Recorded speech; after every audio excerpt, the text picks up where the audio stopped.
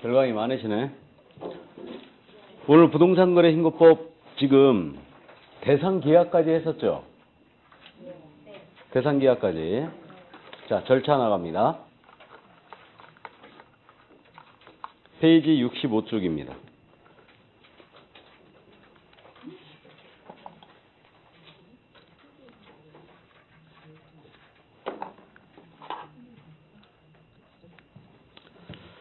자, 이 부동산거래신고란 법률, 부동산거래신고 절차, 실거래가 신고 절차입니다.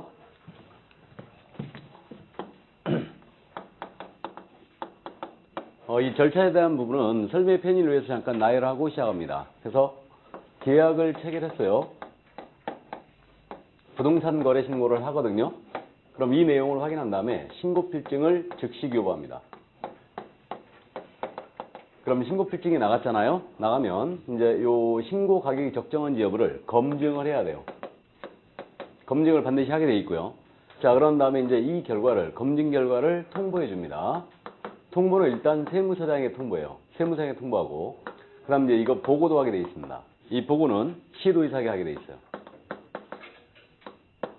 자, 그래서 이게 이제 부동산거래신고 절차인데, 어떤 계약을 체결했을 때 부동산거래 신고하는가? 이 문제는 해결했어요, 우리가. 이미. 그래서 오직 계약의 종류는 매매한다고 그랬죠? 매매한다고 그랬고, 물건의 종류는 4가지가 있어요. 토지, 건물에 대한 매매라든가 또는 분양권이라든가 입주권에 대한 매매를 했다. 그럼 이때는 부동산거래 신고하는 겁니다. 그럼 계약을 체결한 날이었죠? 계약을 체결한 날로부터 신고 기한은 며칠 내에 하라? 60일. 60일 내에 부동산거래 신고 들어가는 거예요. 그래서 60일과 두 달은 분명히 틀리다는 거 알고 있죠? 그래서 세법칙이 하나 들어봤습니다. 그래서 이거는 60일 내에 부동산거래 신고한다. 이때 어디다 해야 되느냐 문제도 우리가 알고 있습니다.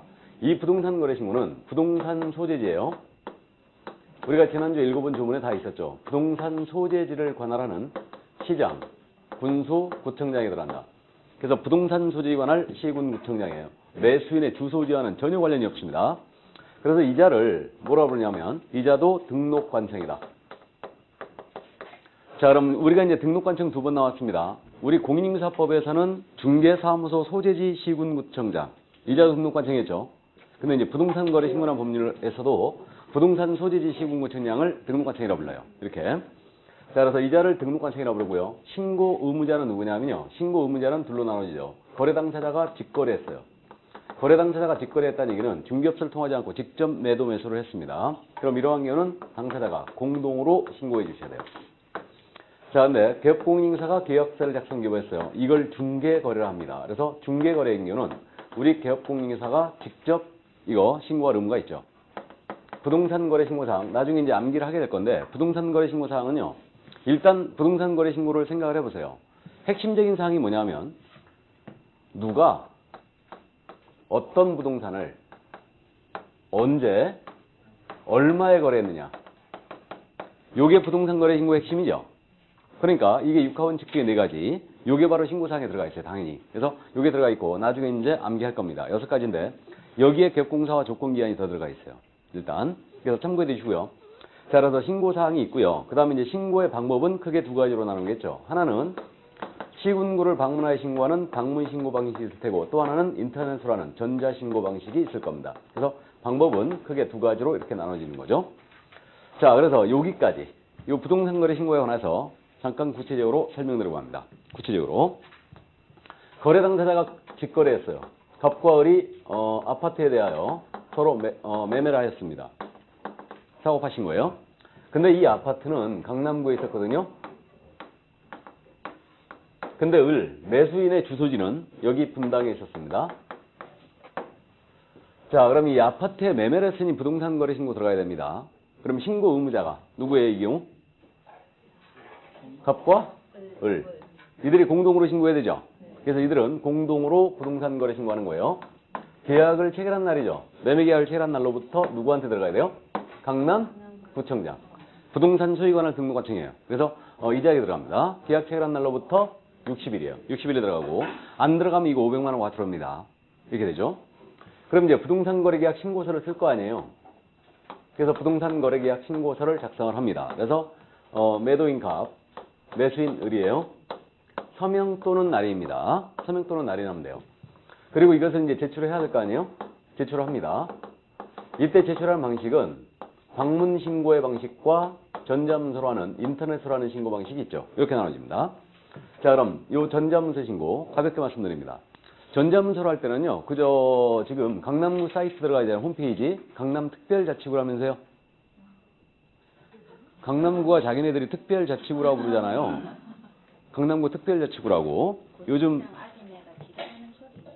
요즘 많이 개기고 있죠. 좀 그러고 있습니다. 어쨌든 그래서 강남구 홈페이지에 들어가면요, 뭐 댓글도 많이 달려 있고 이제 그렇습니다. 그래서 어쨌든 뭐 강남구 홈페이지 들어가면 부동산 거래 신고 단추가 딱 떠 있어요. 그걸 클릭하고 딱 들어가잖아요. 그럼 이제 RTMS 부동산 거래 신고 시스템으로 접속이 딱 돼요. 접속이 되면 로그인을 해야 되겠죠. 그래가지고 이제 요 매도인 갑이 신고서를 먼저 쓰기로 했어요. 매도인이. 그래가지고 이제 강남구청에 들어가고 홈페이지 들어가가지고 부동산 거래 신고 시스템을 불러와요. 그래갖고 신고서를 딱 불러옵니다. 그리고 다 작성을 해요. 그럼 이제 그 로그인을 할 때 일단 본인의 성명 넣어야 되고 주민등록번호 넣어야 돼요. 그 다음에 그 전자 인증으로 서명 또는 날인 또는 그저 신분 확인을 전자 인증으로 대신한다 이랬어요. 그러면 전자 인증으로 대신한다는 얘기가 무슨 뜻인 것 같아요? 공인인증서를 쓰란 얘기예요. 공인인증서를 써야 돼요. 그러니까 이제 공인인증서로다가 로그인을 합니다. 로그인을 하면 로그인 해가지고 신고서를 불러와요. 불러와가지고 이제 다 작성을 해요. 그리고 닫고 빠져야 되겠죠. 자기는 빠지고 이제 매수인이 다시 들어가요. 내가 썼으니까 네 확인하고 이상 없으면 제출해라. 매수인이 다시 들어가요. 그래갖고 신고서를 쫙 불러옵니다. 불러갖고 매수인이 전자서명을 하는 거예요. 전자서명 공인인증서로 다시 로그인 해가지고 전자서명을 딱 클릭하면은 이제 제출 딱 되는 겁니다. 이게. 그래서 이런 식으로 전자문서를 신고하는 거예요. 이게. 그래서 이제 전자문서 신고는 인터넷으로 하는 거다. 그 정도만 이해하시고요. 여기 방문 신고 방식이거든요. 방문 신고 방식. 이건 그럼 직접 지금 강남구를 출두하여 낸다는 얘기죠. 그럼 이때 당사자 직거래의 경우는 당사자가 공동으로 신고해야 한다 그랬거든요. 그럼 이들이 같이 강남구에 출두해서 신고서를 같이 내야 되느냐? 아니면 도장은 같이 찍고 서명 또는 날은 같이 찍고 제출은 한 사람만 가면 되느냐? 이 문제가 있겠죠. 둘이 같이 가야 될까요? 혼자만 가면 될까요? 혼자 가도 되겠죠. 예, 그래서 이거 제출은 당사자 1인이 한다요. 제출은 당사자 1인이 한다. 자, 그러면 이제 1인이 제출하면 됩니다. 자, 그럼 이때 매수인이 갖다 내기로 했거든요. 갖다 내기로 했는데 매수인이 이제 갔습니다. 그러면 매수인은 자기 신분증 내보이고 돼요. 이때 제출할 때 계약서 사본 같은 거 첨부하느냐? 첨부하지 않습니다. 신고서만 덜렁 내는 거예요. 신고서만. 필요하면 지들이 내요. 지들이 달락해요. 필요하면 계약서 같은 거 달락하면. 그래서 계약사본 같은 건 첨부하지 않습니다. 필요하면 달락합니다. 그럼 이제 요 매수인이 갖다 내면 되는데 매수인이 갑자기 바쁜 일이 생겼어요. 그러면 다른 사람을 시킬 수도 있겠죠. 이것이 신고서의 제출 대행이라고 해요. 그럼 신고서의 제출 대행을 만약에 병이 하기로 했다. 병이. 그럼 병이 하기로 했다면 병은 이거 위임을 받았음을 증명을 해야 되죠. 그러면 기본적으로 위임장이 있어야 되겠죠. 위임장이 있어야 됩니다. 그럼 원래는 이 임장에 인감도장 찍고 인감증명서가 첨부가 돼 있어야 되죠. 원래는. 근데 인감증명법을 폐지할 것을 이미 예고를 했어요. 예고했기 때문에 동사무소에서 요즘 서명받고 있잖아요.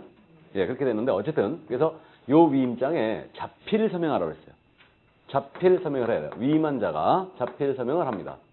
즉 매수인이 위임하니까 매수인 을이 여기다 대고 자필 서명한다는 얘기죠. 병에게 위임합니다. 하고 자필 서명합니다.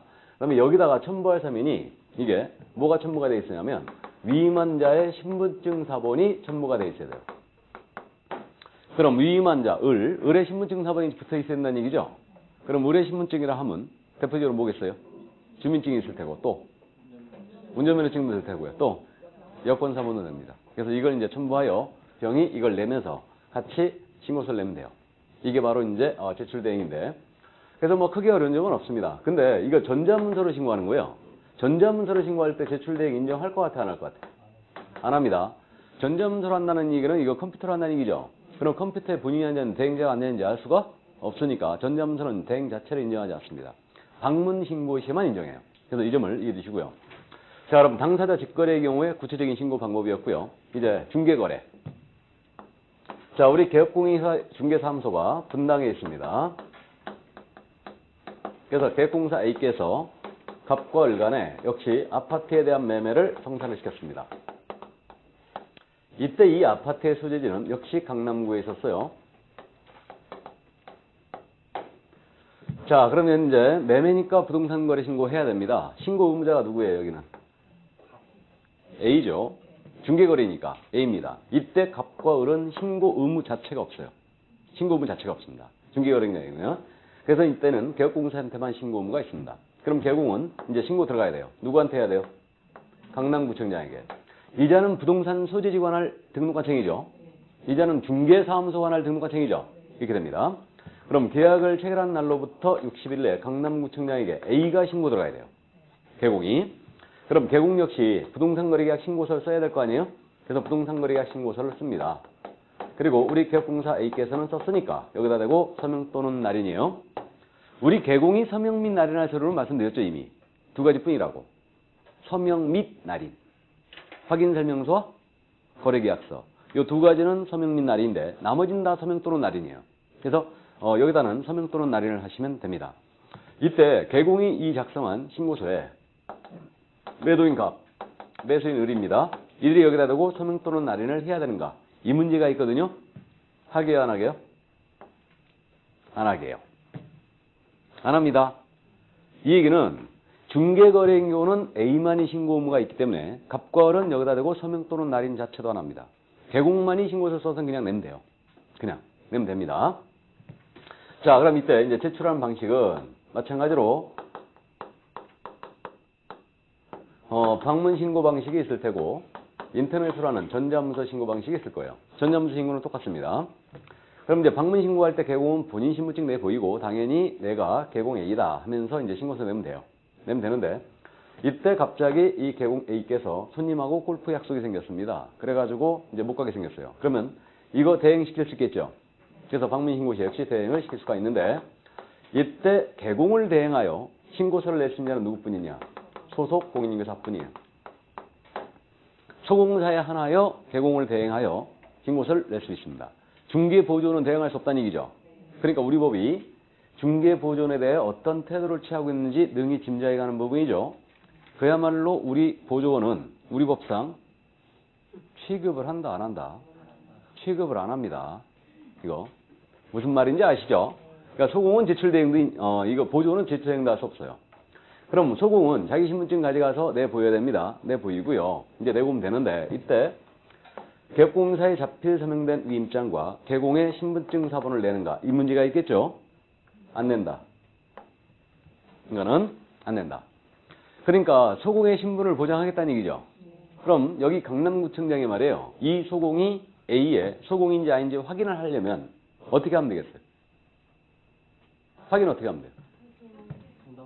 그렇죠. 협회 전화 한 통 때리거나 분당구에 전화 한 통 때리거나 협회 명단도 통보되어 있죠. 그러니까 그렇게 이제 합니다. 그렇기 때문에 이게 당사자를 대행하는 경우와 소공이 대행하는 경우 이렇게 틀립니다. 그래서 이 점 이해해 주시고요. 자, 그다음 마찬가지로 전자문서 신고할 때는 소공이 개업공사를 대행할 수 있다 없다? 없다. 전자문서 신고는 대행을 인지 않았습니다. 이게. 자, 그래서 이게 바로 이제 구체적인 신고 방법이었어요. 여기까지가. 그러면 여기까지가 어디까지 있는 내용이냐면 66쪽에 신고필증 발급이라고 돼 있죠? 그 위에까지 설명된 거예요, 지금. 이게. 자, 그럼 이제 계속 갑니다. 신고 들어갔걸랑요? 그럼 내용을 확인한 다음에 신고필증을 즉시 교부해요. 즉시. 제가 앞에서 즉시와 지첩 차이에 대해서 이미 말씀드리고 왔죠? 즉시가 빠르다고 지첩시 빠르다고. 즉시가 빠르다고 그랬어요. 왜 즉시가 빠르다고요? 즉시는 두 글자고 지첩시는 네 글자니까. 그래서 이제 민원사무처리에 관한 법률에 따르면 즉시라는 거는 통상 처리 시간이 3시간 내, 3-4시간을 얘기하고요. 지첩시는 되는 대로 빨리라는 뜻이에요. 그럼 정당한 사유가 있다면 다음 날 줘도 지첩시죠. 근데 이거는 즉시 주게 돼 있어요. 그래서 전자문서 들어갔잖아요. 전자문서로 신고 들어가면요. 이거 빨리 또 5분 만에도 줘버립니다. 신고필증 바로 줘버려요. 그래서 즉시 교부한다. 그럼 이제 신고필증이 나갔잖아요. 그럼 매수인은 부동산 등기 특별지법이 있죠. 부동산 등기 특별지법에 의한 계약서의 검인을 받은 것으로 봅니다. 검인이 의제돼요. 혹시 공시법 시간에 검인이란 말 들어봤나요? 안 들어봤나요? 그럼 나도 안 해. 이 거민제도는 뭐냐면요. 지금 시행되고 있어요. 우리 실무 쪽에 이 특별조치법상 거민제도가 이제 실려 있는데, 지금도 시행되고 있습니다. 이 계약서의 거민제도는 탈세를 방지하기 위해서 시행하고 있는 거예요. 그 탈세 방지를 목적으로 이 제도가 이제 시행이 되고 있는데, 세금을 추적하기 위해서 이게 이제 시행되고 있는 거예요. 그래서 계약을 원인으로 부동산에 대한 소유권 이전 등기하잖아요. 소유권 이전 등기할 때는 그 계약서 있지 않습니까? 요 계약서가 있는데 요 계약서에다가 시군구청장, 부동산 소재지 시군구청장한테 가갖고 거민하고 찍힌 도장 하나 받아와야 돼요. 이게 거민하고 찍힌 도장 받아와야 됩니다. 이게 거민 찍힌 계약서, 이것을 거민계약서라고 그래요. 세금을 추정하는 거예요. 그러니까 시군구청장이 이거를 거민을 찍어줌으로써 자료를 확보하는 겁니다. 이게 그래서 신고증이 나가면 부동산 소재 시군구청장은 똑같거든요. 그래서 부동산 등기 특별조치법상 거민을 받은 것으로 의제해요. 그래서 여러분들 혹시 되게 등기 권리증 갖고 있잖아요. 등기 권리증 갖고 있는데 좀 오래된 구입을 하신 지가 오래됐다. 그 등기 권리증 보면 거민도장 찍혀 있을 거예요. 거기에 찍혀 있을 겁니다. 요즘은 부동산 거래 신고 들어가기 때문에 2006년도 이후부터는 이걸 찍을 일이 거의 없어졌어요. 이게 그래서 이게 2006년도 전이라면 거민하고 찍혀 있을 거예요. 거민을 주로 누가 받아왔냐면 이전등기 신청할 때 법무사가 받아왔죠. 법무사가. 그렇기 때문에 이제 요건 이제 공시법 시간에 원래 공부해야 되는데 안 하더라도 우리 쪽에서 합니다. 제가 아마 한 6월달 정도 한번 언급할 거예요, 그냥. 그래서 가볍게 이해해 주시고 이게 유명미시였어요. 부동산 거래 신고가 덧대는 바람에. 자, 그럼 매수인은 이제 신고필증을 받으면 부동산 등기 특별조치법에 의한 계약서의 거민을 받은 것으로 간주한다. 의지가 돼요. 자, 그럼 이제 신고필증 교부가 됐습니다. 그 다음에 이제 부동산 거래 신고 가격 검증이란 말 나와 있죠? 검증이란 말 나와 있어요. 그러니까 그 다음 절차가 이제 검증을 하게 돼 있어요. 검증을 하게 돼 있는데 이 검증은 의무예요. 그러니까 반드시 해야 돼요. 반드시 해야 된다. 검증 누가 해야 될까요? 그러니까 신고 가격이 적정한가 여부를 검증을 해야 돼요. 그럼 누가 하겠어요? 당연히 등록관청이 하죠. 신고를 받은 등록관청이 검증을 해야 합니다. 그럼 검증하자면 요 강남구의 아파트가 예를 들어서 5억에 신고가 들어왔다. 강남구에 5억짜리 있나? 좀 더 쓰죠. 8억 그냥. 자, 8억. 있겠지. 5억짜리 있기는 있을 거예요. 자, 그러면 이제 8억이다. 그럼 이 8억 금액이 적정한 여부를 검증한다는 얘기죠, 지금.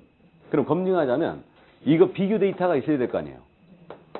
비교 가격이. 요 비교 가격이 어디 들어있냐면요. 부동산 거래 신고 시스템이 있어요. 그래서 검증 체계라고 있거든요. 검증 시스템이 있습니다. 부동산 거래가 검증 시스템. 이게 있어요. 그래서 검증 체계가 있죠. 이 검증 체계가 있는데 이 검증 체계에 등록한 접속을 해요. 접속을 해갖고 가격을 딱 집어넣잖아요. 8억 딱 집어넣으면 적정, 부적정, 판정 불가, 판정 보류 이런 식으로 떨어져요. 가격이. 이 결과가 떨어집니다. 그럼 이 검증 체계 구축 운영을 누가 하고 있다는 얘기죠, 지금. 하고 있는데 누가 하고 있느냐? 국토교통부 장관이 하고 있어요. 국장이 하고 있습니다. 그래서 국장이 운영하는 검증 체계에 접속을 해서 등록관청이 검증을 하게 돼 있죠. 그리고 이 검증 결과를 세무서장에게 통보하는 거예요. 이게. 그러니까 이제 세무서에 이 자료 전부 다 통보가 되는 겁니다. 그 다음에 여기 시도지사에게 보고도 하게 돼 있어요. 이렇게. 보고도 하게 돼 있습니다. 이게. 그럼 이제 부적정 결과에 대해서는 세무조사 들어갈 수 있다는 얘기죠. 그 얘기입니다. 이게. 그래서 이 결과를 전부 다 이제 통보를 하게 돼 있다. 그럼 여기 검증 시스템에 들어있는 가격을 알면 참 좋겠네요. 맞죠? 근데 여기 들어있는 가격은 전부 다 상급 비밀입니다. 알 수가 없죠. 그래서 일단 그 정도. 그러니까 주로 이제 아파트 같은 경우는 정형화 돼 있어요. KB 국민은행 KB 시세라고 들어봤나요? 네. 아니 그저 무슨 은행에서 부동산 시세를 갖고 그렇게 하는지 모르겠는데 원래 협회에서 해야 되는 거 아니에요, 그거? 맞죠? 근데 이제 은행들은 자체적으로 자기 KB 시세는 굉장히 신뢰성이 높아요. KB 시세는 거의 정확합니다. 거기 데이터를 주는 사람이 누구냐면 개업공사들이에요, 다. 그렇기 때문에 KB 아파트 시세는 거의 정확해요. 거의 정확합니다. 그러니까 대출을 잡을 때 전부 다 KB 시세로 잡아요, 다. 그러니까 거의 정확해요. 신뢰성이 굉장히 높죠. 그래서 그거 이제 기준을 하고요. 부동산 거래 신고 들어온 가격들이 있죠. 이런 거 다 취합하고 그래가지고 이제 국토부 장관이 검증 체계를 운영하고 있어요. 그래갖고 여기서 부적정 결과 떨어지면은 바로 세무조사 들어갑니다. 이거. 그래서 이렇게 돼 있고요. 자, 그럼 이제 검증에 대한 내용을 다 봤고요. 통보 및 보고에 대한 부분을 잠깐 좀 보고 하는데, 여기 세무서장에게 검증 결과를 통보한다고 그랬죠? 그 다음에 시도의사에게 보고도 하라고 그랬어요? 보고도 하라고 그랬고요. 그럼 이제 보고를 받은 우리 시도의사 있잖아요. 보고를 받은 시공채한테 보고를 받았어요. 검증 결과를. 보고받은 시도사는 요 사항을 우리 국토부 장관에게 보고 다시 해야 돼요. 시도지사가 높아요? 국장이 높아요? 네?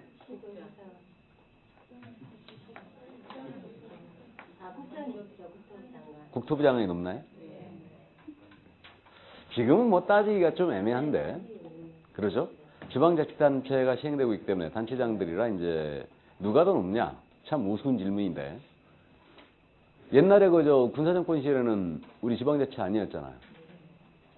서울특별시장 같은 경우는 거의 부총리급으로 내가 알고 있어요. 부총리급. 장관보다 높아요. 격이. 더 높습니다. 더 높고, 강남특별자치구청장은 아마 대통령 바로 밑에 아닌가 그런 생각이 조금 드는데, 그 시도지사 정도, 경기도지사 정도 되면은 장관급보다는 높다고 봐야지. 원래 높다고 봐야죠. 그 정도. 어디 장관이 감히 시도지사한테, 그죠? 근데 옛날 직급체계로 따지면 이제 글쎄요, 둘 다 이제 조금. 강남구청장이요. 어떻게 시장으로 지금 대립하는 거거든요. 서시장하고 그런가 봐요.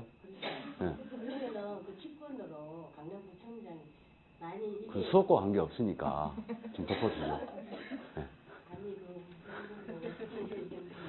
저는 툭툭 농담으로 던지지만 그는 수업과 관계 없으니까. 자, 그래서 어쨌든 이제 국장에게 보고하라고 그랬잖아요. 보고하라고 했는데, 어쨌든 그러면 지금 시도지사가 국장한테 그럴 수 있잖아요. 네가 뭔데 나한테 보고하라 하냐. 그럴 수 있죠. 그래서 요건 날짜가 있다는 얘기예요. 검증 경과를 보고받은 시도사는 이거 국장에게 보고 안 해버릴까 봐 매월 15일까지예요. 매월 15일까지 검증 결과를 시도지사에게 국장에게 보고하게 돼 있습니다. 이건 날짜가 있어요. 우리 지금 법령상 요거 15일 지금 떠나왔죠? 15일 떠났습니다. 앞에서 15일은 보증에서 나왔어요. 보증. 그 보증기한이 보증보험이나 공제를 또는 공탁을 통하여 손해배상을 했다. 보증기관을 통하여 손해배상하게 되면 15일에 재가입 보전하게 돼 있죠? 그렇게 돼 있는데, 그래서 15일, 매월 15일까지 보고한다. 왜 보고한다고요? 왜 날짜를 줬다고요? 보고 안 할까봐.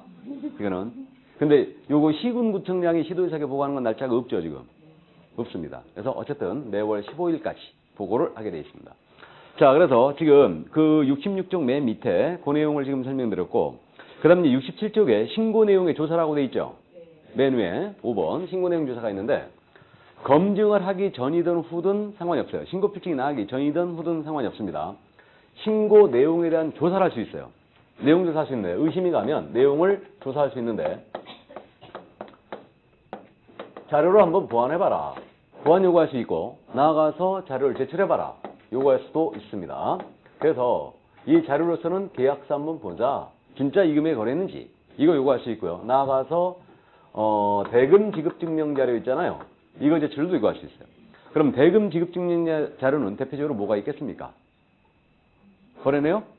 통장 사본이 있죠. 그러니까 매매하실 때는 되도록이면 통장으로 하시기 바랍니다. 보장할 수 있어요, 이거. 증명을 해야 되니까. 그래서 계약서 보자, 대금 자료 제출 요구를 할 수도 있다는 얘기입니다. 그렇기 때문에 신고할 때 계약서본을 첨부하지 않는 거예요. 신고서만 덜렁 내는 겁니다. 필요하면 지들이 요구해요. 저렇게. 그래서 이게 바로 내용조사다. 만약에 통장 사본 보장했는데 안 갖고 왔잖아요.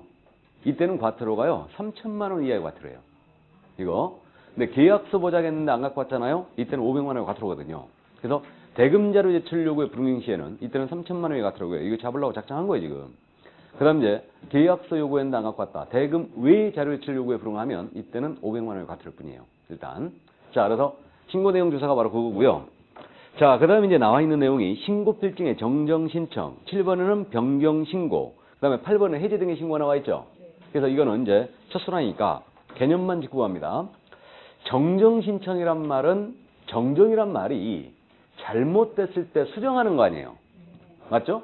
그러니까 여러분들이 이거 정정이라는 것을 공식법 시간에는 경정등기로 공부했죠? 경정등기. 뭐 등기와 실제의 원시적 불일치? 이게 경정등기라면서요. 변경등기는 후발적 불일치? 예, 참 어렵습니다. 어쨌든. 근데 쉽게 얘기하면 정정은 잘못됐을 때 하는 거죠, 지금. 잘못됐을 때. 그러니까 부동산 거래 신고를 들어갔는데 신고 필증일 나오기를 신고는 100제곱미터로 면적을 신고했어요. 근데 신고 필증에는 1000제곱미터로 나와버린 거 이게. 면적이. 그럼 잘못돼 있죠? 그래서 정정 신청을 할 수 있습니다. 잘못됐을 때 할 수 있는 게 정정. 그리고 그럼 이제 변경 신고예요. 그럼 변경 신고는 뭐냐? 요것은 신고 필증 다 제대로 나왔고 신고도 다 제대로 했어요. 근데 당사자 합의로 계약 내용이 변경이 일어난 거예요. 그때 할 수 있는 게 변경 신고예요.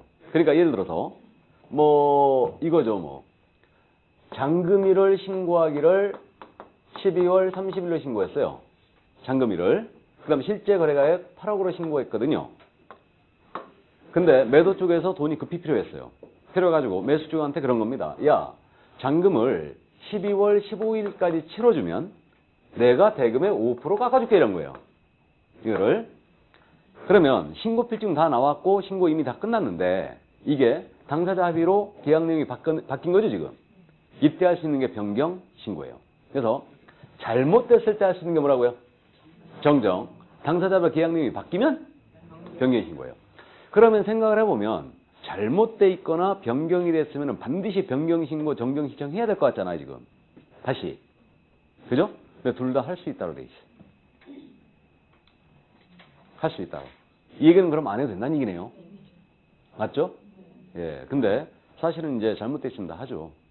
전화해가지고 수정합니다.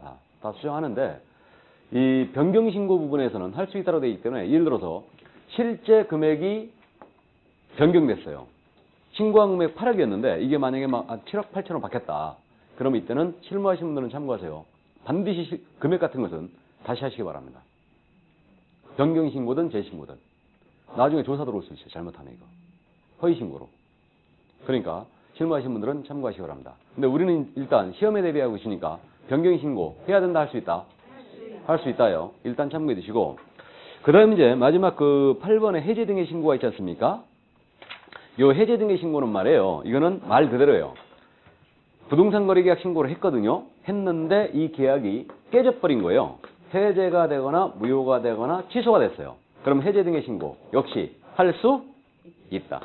할 수 있다. 그러니까 해제 신고는 안 해도 됩니다. 꼭 할 필요는 없어요. 그래서 이제 신고한 계약이 해제가 돼버리면 해제 등의 신고를 할 수 있다. 이 정도만 이해해 주시면 됩니다. 개념만 파악해 주세요. 개념만. 자, 그러면 이제 그 68쪽에 금지행위가 나오지 않습니까? 부동산 거래 신고 관련 금지행위. 금지행위가 나오겠는데 누구든지 부동산 거래 신고가 나와 다음에 어느 하나에 대한 행위를 하여서는 아야 된다 그랬어요. 이게 부동산 거래 신고 금지행위인데 양거로 1번. 개업공사에게 부동산 거래 신고를 하지 아니하거나 거짓된 내용으로 신고하도록 요구하는 행위. 뭐 당연한 얘기죠. 지금 중개거래인데 말이에요. 갑과 을이 그러는 겁니다. 우리가 조금 집어드릴 테니까 이거 다운 써갖고 신고하십시다. 거짓 신고를 요구했죠? 그거 안 된다는 얘기죠. 그럼 만약에 거짓 신고를 요구한 당사자 있잖아요. 요구한 당사자는 어떻게 되느냐? 500만 원 이하의 과태료 해요. 그러면 이 거짓된 내용 신고를 요구를 받아들여서 개공이 거짓된 내용으로 신고했잖아요. 신고하면 이자는 취득세액의 3배 이하의 과태료 해요. 이거는 그래서 이렇게 되고요. 그래서 1번이 바로 그거고 다음 2번은 부동산 거래 신고 의무자가 아닌 자가 거짓으로 부동산 거래 신고를 하느니 이것도 금지행위인데 그럼 이건 무슨 말이냐? 이건 원래 없었는데 새로 들어왔거든요. 이거. 부동산 거래 신고 의무자가 아닌 자가 거짓된 내용으로 신고했대요. 이건 그 얘기입니다. 그러면 갑과 을이 다운을 요구했어요. 그럼 이 요구를 실무적으로 A는 거부하기 힘듭니다. 이거 안 됩니다. 이렇게 얘기 못해요. 그러니까 이제 실무적으로 그렇게 다운을 요구하면 A가 자기가 계약서에 도장을 안 찍어요. 안 찍습니다. 이른바 이제 쌍방 직거래라는 걸로 처리해버려요. 매도 매수가 직거래한 것처럼. 그러니까 계약서는 다 써주는데 직거래한 것처럼 처리하죠. 그러면 직거래한 것처럼 처리가 됐어요. 그러면 당사자인자가 직거래한 것처럼 돼 있으니까 이들이 공동신고 들어가죠. 물론 신고서는 전부 다 개공이 써줍니다.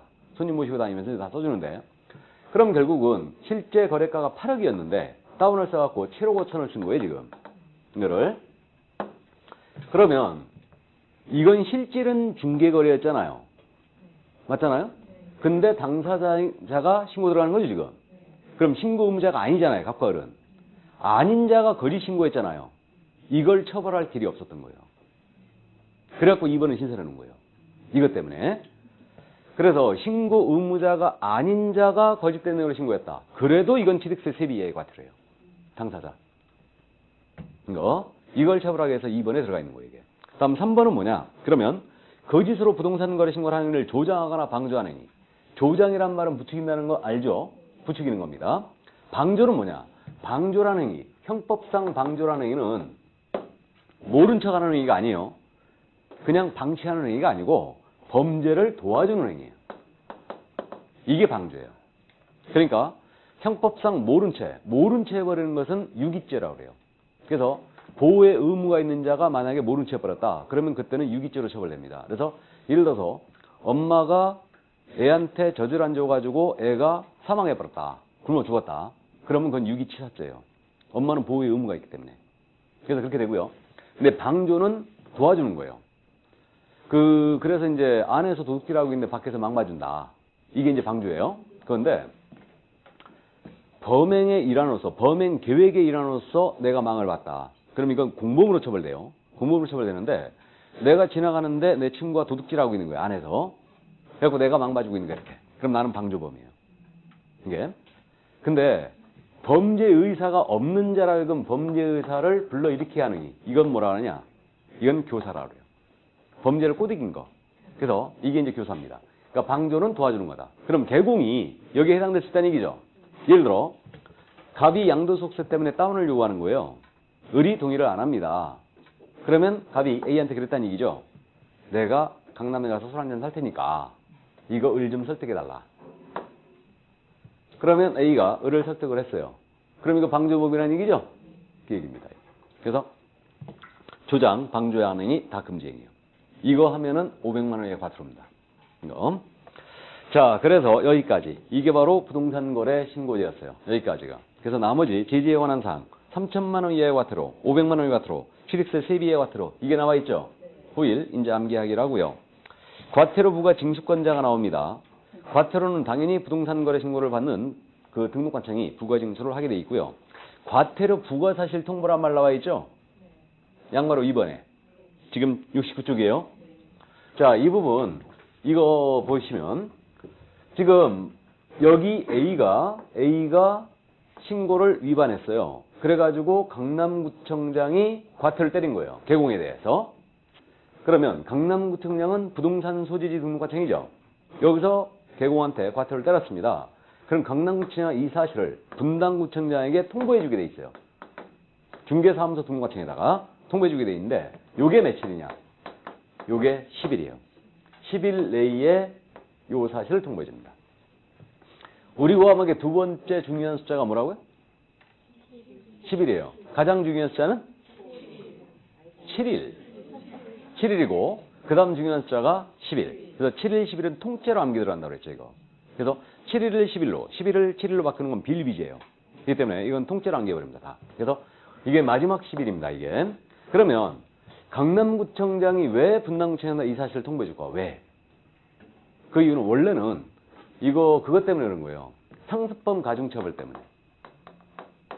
제가 이거 상습범에 대해서 잠깐 말씀드린 적 있죠? 삼진아웃제 얘기 안 했나요, 제가? 했죠? 1년 내 업무정지 사면탈성은 삼진아웃 당한다고 그랬죠?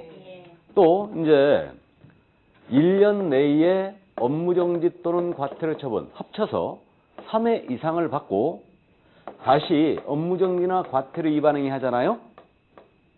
그러면 등록을 취소할 수 있어요. 그러니까 업무정지하고 과태료 비교했을 때 과태료가 더 약하죠. 업무정지보다는. 그러니까 업무정지 사면탈성 삼진아웃이에요. 반드시 등록을 취소하게 돼 있는데 둘이 합쳐가지고 3회를 맞고 3회 이상을 맞고 다시 업무정지 과태료 위반 행위 해버리면 등록을 취소할 수 있어요. 의무적 등록 취소인데 단 필치에 껴버리면 필치로 하는 거예요. 무슨 얘기냐? 업무정지 한 번 먹고 다시 업무정지 먹고 다시 과태료 먹고 3번 맞았죠? 네 번째에서 업무정지 위반 행위했어요. 그럼 이거 임치겠어요? 필치겠어요? 필치죠, 이건. 이건 삼진아웃이에요. 근데 업무정지 먹고 1년 내 업무정지 먹고 그 다음 과태료 먹고 다시 과태료 위반하겠다. 그럼 이때는 임치로 가겠죠. 이렇게. 무슨 말인지 되세요? 나중에 합니다. 그래서 이제 1월 달쯤에 한번 언급을 할 거예요. 할 건데. 그래서 우리는 이렇게 1년 내 상습적으로 업무정지나 과태료 위반에 의하면 가중처벌하고 있어요. 가중처벌하고 있기 때문에 결국은 부동산거래신고 등록과청이 개공에 대한 과태료 때렸잖아요. 그럼 이 사실을 가중처벌하라고 분당구청장에게 통보해 주는 거예요. 며칠 내? 10일 내. 근데 이게 의미가 없어졌죠. 왜 없었느냐? 부동산거래신고법이 지금 독립했죠. 우리 법에서. 우리 법이라 하면 공인중개사법을 말하죠. 원래 부동산거래신고제가 공인사법에 있었다고 그랬잖아요. 같이 있었어요. 그러니까 이 과태료라는 것은 결국은 우리 법 위반 과태료지 다른 법 위반 과태료가 아니죠. 그러면 그냥 나는 허구한 날 이거 그 상습 가중되게? 주차 위반, 딱지. 그래서 어쨌든 의미는 없어졌는데 삭제를 해서 했어야 돼요. 그러니까 독립을 시키면 삭제를 했어야 되는데 이걸 여전히 살려뒀습니다. 그대로 그냥. 자료 확보 차원에서. 그러니까 그대로 10일 내에 통보하게 되어 있습니다. 참고를 해두시기 바랍니다. 자, 그럼 그 정도 거기까지 이해되시고요. 과태료도 기준금액이 일단 정해지는데 이건 후일 더 하도록 하겠습니다. 자, 그래서 법령 파트. 다 끝났죠, 이제? 다 끝났습니다. 이제 실무로 들어갑니다. 그럼 우리 과목이 크게 지금 공인중개사 법령과 중개실무로 지금 현재 구성되어 있어요. 법령 및 중개실무. 이렇게 지금 현재 구성되어 있습니다. 그래서 우리 과목이 법령과 실무로 이렇게 나눠지겠다고 했고, 지금 현재 이 법령, 요걸 다 했거든요. 그래서 이 법령은 현재 큰 법이 두 가지가 있는 거예요. 하나는 우리 법인 공인중개사법이 있고, 또 하나는 부동산거래신고에 관한 법률이 있었던 거예요. 그래서 요 두 가지로 일단 구성이 돼가지고 우리 법령 파트를 공부합니다. 여기서 이 법령 파트에서 출제 비중이 몇 프로라고 이르는? 70%. 그래서 여기서 약 28개 내지 30개 정도를 출제하는데 작년 시험에서는 32개를 냈던가 그랬죠. 법령에서. 이렇게 됐고요. 실무 쪽에서 약 그 12개, 10개에서 12개 정도 출제했는데 작년에는 8개밖에 출제 안 했던 겁니다. 실무를 많이 내면 여러분한테 유리하다, 불리하다? 예? 불리하다고 그랬어요. 실무는 테두리가 없다고 그랬죠. 그래서 이 실무는 말 그대로 실무예요. 그러니까 다른 과목과 연계된 내용들을 우리 쪽에서 내기 때문에 이거는 결국은 실무 쪽을 많이 내면 테두리가 없기 때문에요. 훨씬 어려움을 많이 겪어요. 근데 법령은 아무리 어렵게 내도 법이란 테두리가 있기 때문에 우리가 잡아낼 수 있거든요, 이거. 그래서 어쨌든 이 실무는 현재 30% 비중을 현재 갖고 있는 겁니다. 그렇게 이해하시고. 그래서 결국은 이 실무 쪽은 다른 과목과 연계가 돼 있거든요. 그러니까 이제 특히 민법적인 지식을 많이 요구합니다. 그 다음에 공법적인 지식을 많이 요구해요. 또 뭐 세법적인 지식, 나아가서 등기법적인 지식 이런 내용들 전부 다 요구합니다. 그러니까 실무 쪽은 모두 다른 과목이 연계돼 있다는 얘기죠, 이거. 예. 그럼에도 불구하고 개론은 빠져 있죠. 진짜 실데없는 과목이죠, 이거는. 그래서 어쨌든 그래서 이제 실무 쪽은 다른 과목과 연계가 돼 있기 때문에 결국은 요 내용 다른 과목의 기초가 돼 있어야지만 이 실무 쪽을 제대로 나갈 수 있어요. 이게. 그래서 다른 과목과 많이 이제 겹치고 있고요. 우리 쪽이랑 겹치고 있고. 그래서 전에는 제가 뭐 민법이면 민법, 공법이면 공법, 세법이면 세법 아주 실무 쪽에서 다 관련돼 있기 때문에 이걸 그냥 교재 그냥 미주알, 고주알 다 했거든요. 다 했는데 이 하다 보니까 이제 나도 바빠요. 나도 바쁘기 때문에 결국은 다른 과목은 다른 과목에서 듣는 게 좋습니다. 그러니까 저도 진도 나가기 힘들다는 얘기죠, 지금. 그러니까 다른 과목의 내용은 철저히 배제를 할 겁니다. 배제하고 그 과목에서 들으시고 다만 이제 우리 쪽에서 고유하게 다루는 부분이 있죠. 그 부분만 위주로 이제 실무를 나갈 거예요. 그래서 결국은 실무 쪽은 다른 과목과 연계가 되어 있다. 특히 민법과 공법이 연결이 많이 되어 있어요. 이게. 그래서 이 두 가지가 되지 않고는 우리 실무를 제대로 하지 못합니다. 특히. 그래서 제가 이제 그런 말씀 드린 얘기 있죠. 1차 과목에 민법을 잘하신 분은 2차 과목에 뭘 잘한다고요?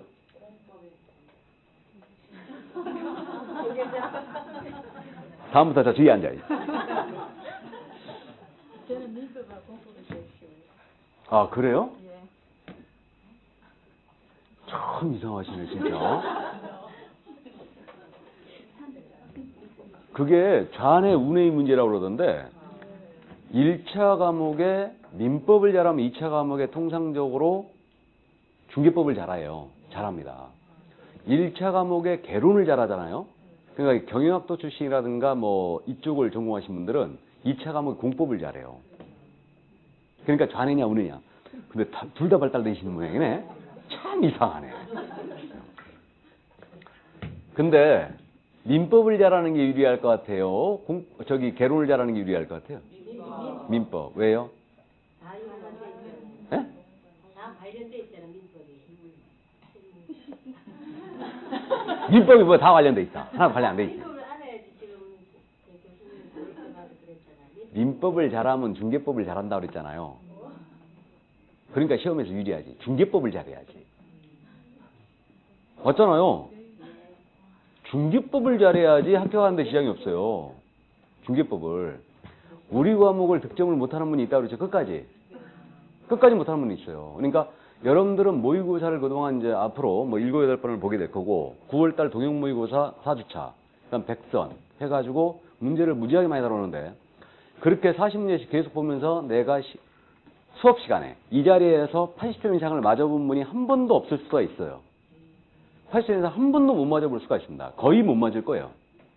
거의 대다수는. 한 20% 정도를 제외하고는 80점 이상을 득점을 못하고 갈 겁니다. 시험장에. 이거를 시험장에서 여러분들은 최고 득점을 할 거예요. 시험장에서. 무슨 뜻인지 아시죠? 수업을 어렵게 연습한다는 얘기 다 어렵게 연습합니다. 그렇기 때문에 그러니까 이 시험장에서 여러분들은 최고 득점을 해요. 올해는 이제 통상적으로 제대로 이제 공부하신 분들이 약 3개 정도 틀린 게 정상이에요. 3개. 우리가 100점짜리들 있다니까 다 맞아버린 거예요, 그냥. 이게. 올해 뭐 공법을 100점 맞은 분이 있다고 그러던데. 그건 아니야말로 이제 죄송하냐면 미친 거지, 그는. 내 강의 하다가 공법 100점은 처음 봤어, 내가. 하다가. 그래서 어쨌든 뭐 그분은 뭐 공법에 이제 탁월한 그런 게 있는 거지. 경력이 한 5년 정도 됐겠죠. 네. 본인은 뭐 한 1년 했다고 맨날 그럴 텐데 이제 안 봐도 우리는 딱 알지 뭐. 그 정도면 안 봐도. 공법을 한 5년 정도 하면요. 공법의 줄기가 딱 보여버려요, 다. 중개법보다 쉬워지는 거예요. 5년 하신 거 아니죠, 지금? 아, 저는 이거 하려고 온 게 아니고 그냥 왔어요. 아, 그냥 왔어요? 아, 정말이. 그럼 이양원금에 떡볶이에 제사 지낸다고 떡볶이에 자격증 따가세요, 그냥. 그럼요, 따야죠, 당연히. 그래서 어쨌든 뭐 중개법 100점 맞습니다. 그러니까 이제 시험장의 사람들은 최고 득점을 하게 될 거예요. 그래서 여러분들은 결국은 1차 과목이 속을 새겨 갖고 2차를 포기해 버려요. 그러니까 결국은 이제 7월 달이나 8월 달 그때까지 갔는데 1차가 맨 45점 막 이렇게 나오는 거예요, 그냥. 그러니까 불안하니까 동네방네 소문은 다 내놨지. 이거 불합격하면 창피하니까 말이에요. 2차 포기. 1차만이라도 합격하자. 그리고 이제 1차로 돌리는 거예요. 이게 너무 많아졌어요. 이렇게 하시는 분들이. 그래갖고 결국은 여러분들의 부담이 굉장히 커지고 있는 거죠. 1차 학생들이 많으면 결국 동차생들이 부담을 느껴요. 근데 합격 인원 전체를 봤을 때 올해 16,000명 정도 합격했죠? 16,000명 합격했어요. 그러니까 15,992명이 합격했으니까 16,000명 정도 합격했는데 16,000명 중에 동차생과 2차생 2차만 보신 분들 있죠? 비율이 어떻게 될 것 같아요? 동차생들 합격률이 몇 프로 정도 될 것 같아요? 1, 2차 동차 합격. 저 중에. 프로테이지로. 한 40% 정도 돼요. 절반 정도 돼요. 동차생들이. 그러니까 이제 밀어붙이면 되거든요. 근데 이제 막판에 이제 포기해버리는 거예요. 포기해버리고 이제 그렇게 하는데 1차의 부담이 커서 그래요. 그래서 이제 1차는 우리가 통상적으로 전에는 40점 정도만 나오면 그냥 2차 무조건 갑니다. 그러니까 모의고사 평균 정도 봤을 때 40점 정도 나오면 그냥 갑니다라고 했는데 여러분들 그거 안 믿어요. 안 믿습니다. 안 믿고 뭐 문제 난이도를 조금 이제 낮춰놨기 때문에 한 50점 정도. 그 정도 가면 무조건 2차 가야 돼요. 근데 여러분들은 욕심이 모의고사에서 1차를 60점을 넘기고 싶어요. 모의고사에서. 근데 넘기기 쉽지 않아요. 모의고사에서 60점을 넘겨버리면 1차에서 넘겨버리면 그럼 무조건 그분은 합격이 그냥 차고 넘치는 거고 꼭 그런 건 아닌데 그 중에 이제 한두 번 정도 또 불합격하는 경우도 있어요. 뭐 100%라는 건 없잖아 항상. 그러니까 이제 전체적으로 봤을 때 모의고사 평균 60점을 넘겨버리면 그분은 무조건 합격이에요. 차고 넘치고 있는 거고 지금. 근데 이제 여러분들 다 생각이 60점을 넘겨야 되니까 모의고사 자체에서 60점을 넘기고 싶어 하는데 그거는 여러분들의 욕심이에요. 모의고사에서 50점 정도 넘어가면 무조건 2차를 가는 거예요. 가는데 이걸 갖다 이제 불안하니까 포기를 해버리는 거예요. 이게 2차를. 그러면 이제 결국 수험 기간이 길어져요. 특히 그다음에 이제 제가 말씀드린 게 있죠. 중개법이 100명 중에 한 분 정도가 어려워하시는 분이 있다고. 있어요. 그러니까 그런 분이 있더라고요. 그러니까 중개법 문제 적응을 못 하는 거예요. 그러니까 중개법이 제가 그렇다고 그랬죠. 과목이 별로 분량이 안 되니까 하더라도 정확하게 해버려야 된다고. 그러니까 뭐 제가 협회 지부할 때 한이냐 할이냐 지부를 설치한 때냐 할 때냐 시도의사기 신고하는 거 알죠? 기억나잖아요. 근데 한 때냐 할 때 신고하는 거냐 미음과 리을의 차이. 그러니까 이런 것들을 빨리빨리 잡고 내가 딱 기억을 해버려야 되거든요. 근데 이제 이게 끝까지 안 되는 거예요, 이분은. 그러니까 결국 중개법 득점이 안 되는 거지. 그러니까 중개법이 진짜 위험한 분이 그분이에요. 쉬우나 어려우나 비가 오나 눈이 오나 언제나 60점대야. 언제나. 다른 분들은 쉬울 때는 막 과락까지 맞아버려요. 어려울 때는. 쉬울 때는 막 90점 이상을 맞아버립니다.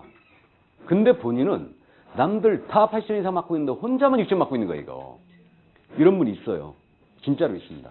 있는데 100명 중에 한 분 정도가 있어요. 그런 분을 저는 이제 좀 봐왔는데 수험 기간이 기본적으로 오래 걸려요. 기본적으로. 30대 중반, 30대가 가장 많이 합격을 많이 하거든요. 근데 지금은 또 40대가 많이 합격가 되게. 그래서 그 30대 중반 정도면 남자분이었는데 5년 했다니까. 중개법이 안 돼갖고. 6.25 하지. 이게 잘 가르쳤어. 저한테 배웠어요. 그러니까 제가 알지. 그리고 그분은 저한테 2년 듣고 이제 불합격했어, 결국은. 불합격했습니다. 다른 학원 갔지, 이제. 가서 2년차 또 하고 온 거예요. 안 됐지. 다시 왔어. 그래가지고 결국은 다시 왔길래 아직도 안 됐냐. 그것도 남자인데, 가장인데. 기가 막혔겠지. 그러니까 와이프 보는 것 진짜 창피해서 어떻게 했겠습니까? 그래도 그 자존심을 꺾고 나 같으면 때려쳐버렸거든, 이거. 근데 이제 진짜 의지의 한국인이죠. 그래서 이제 어쨌든 뭐 그 와이프도 대단하신 거지. 밀어주는 것도 대단한 거예요, 그거는. 그래갖고 어쨌든 뭐 그분은 그래갖고 5년 차에 결국은 공법을 득점해라. 공법. 그 정도 했으면 공법을 됐으니까 이제 공법으로 가라. 중개법 포기하고. 그러니까 결국 그 해에 남들은 전부 다 85점 이상을 득점했어요. 다. 혼자만 65점 맞았어. 안 되는 거예요, 안 돼. 그러니까 이 점수대를 벗어나지 못하는 거예요, 20점대를. 벗어나지 못하는 겁니다. 이게. 그러니까 이제 그런 분들이 있어요. 그런 분들은 굉장히 불리해요. 다른 과목을 다 득점을 해줘야 되니까, 다. 똑같이. 이게. 그러니까 이제 오래 걸렸어요. 그러니까 이런 분들이 있더라고요. 그러니까 조심해야 돼요. 공법. 조심해야 됩니다. 이거 되게 재밌어요. 재밌는 거하고 맞추는 건 틀리거든요. 내가 원래 수업은 재밌게 하거든요. 저는 학개론이 제일 어려워요. 그 외에는 다 괜찮아요. 개론이 원래 어렵죠, 좀. 그게 이거는 선생님 덕분에 줄이 쫙 잡혔어요. 근데 학개론은 줄이 안 잡아져요. 그래서 그게 제일 산만해요. 아니, 뭘, 내 수업 뭐 한 게 있다고 벌써 줄이 잡혀, 지금? 아니요. 중개법을 너무 만만하게 보시는 거 아니에요, 지금? 계속 그거 확인을 해주시잖아요. 이제 뭐 수업이 점점 더 이제 살이 붙어갈 거예요. 붙어가는 거. 그러니까 아무래도 뭐 11월, 12월 과정은 우리가 이제 기초입문 과정이니까 줄기를 잡고 하는데 저희가 비교적 지금 올해 수업을 들어가면서 기초입문 과정이지만 내용을 굉장히 좀 상세하게 했어요, 법령은. 그래서 지금 오늘 7주차죠, 지금. 다음 주 중강이에요. 원래 실무 쫙 반 정도 나가 있어야 돼요, 이미. 근데 이제 법령을 제가 천천히 하면서 조금 내용을 많이 했습니다. 많이 했으니까 어차피 2차 과목 암기 과목이에요. 암기 과목입니다. 주입하는 수밖에 없어요, 여러분들한테. 우리가 암기에 가장 취약하잖아요, 지금. 그러니까 반복밖에 없어요. 그러니까 수업 시간에 이제 주요한 숫자들은 다 기억을 할 겁니다. 그렇게 하시고. 자, 그러면 이제 총설 쪽에 나와 있는데, 시간이 조금 애매하네. 조금 그냥 쉬었다 할까요, 깔끔하게? 네, 쉬었다 하죠.